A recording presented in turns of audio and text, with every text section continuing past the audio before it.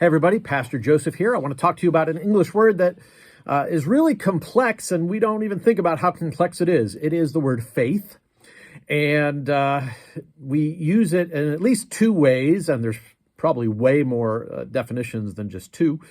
But the common way in which we use faith is we talk about what you believe. What's your faith? So do you believe in the Trinity? Are you a Christian? Are you somebody who is a Buddhist? Or what do you believe about particular things?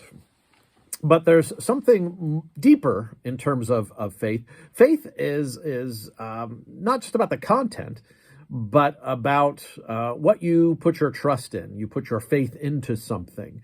So even atheists have a faith in something. Even atheists have value that they put into something. And I don't think we talk enough about how faith is a process as well, that there is some complexities to faith. It's not just what you believe. Some people think that, and this is a criticism of the Protestant project, I guess you could say.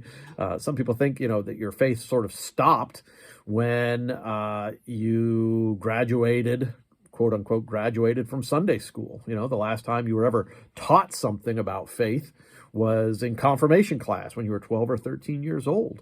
But what if your faith journey doesn't really stop, and that faith is more about the form of faith rather than content as you age? So, for example, how comfortable are you with paradox?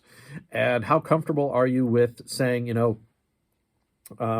this is my faith. This is what has nurtured me along the way. This is what I believe about Jesus Christ. But when I meet someone who has a different way of looking at things, I can at least entertain the thought that their position may be as valid to them, is as valid to them as mine is. So when I come across a Buddhist, I don't see that as confrontational, but I see that as that's kind of the world in which we live. And that doesn't take anything away from the fact that Christianity nurtured me and formed me and made who I am today, and continues to do so in the present tense.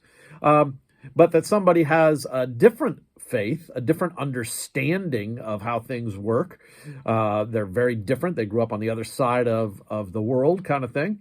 But I don't see that as a personal challenge to me or a negation of who I am. But rather, I see it as this is the kind of world in which we live, the complexities of the world in which we live. And what that means is that there's a kind of generosity of spirit in faith. And I think sometimes we forget that. We think that faith is sort of like a multiple choice kind of thing, that true, not true, true, false. Remember when you were in class and you took true, false quizzes? We think that that's what faith is. But in actuality, the older I get, the more I find that paradox, that discovery, that going places, life is going to take you all sorts of places that your fifth grade faith is not going to prepare you for. And you may have to change your faith a little bit. You may have to wrestle with your faith a little bit. I mean, that's what the story of Jacob wrestling with the angel is all about. He thought he had one concept of God, and the concept of God came and sort of injured him. Not sort of, it did injure him. It changed his life. In the book of Genesis. And so I invite you to think about that how we normally use the word faith is we usually use it for content. But what if it's more about process? Not that there's anything wrong with content. We can talk about that in another Spirit Lift.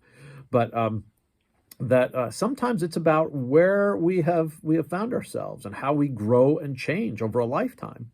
And too infrequently do I hear people in my profession, clergy, and people in churches really examine faith in the broadest possible sense, looking at both the content and the form in which it takes place.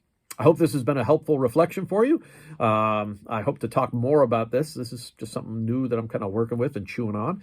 And I hope that you'll think about that yourself. I'm sure you have been challenged in some way by something you thought you had figured out, and then your faith brought you into some sort of conflict, good conflict, but conflict nonetheless.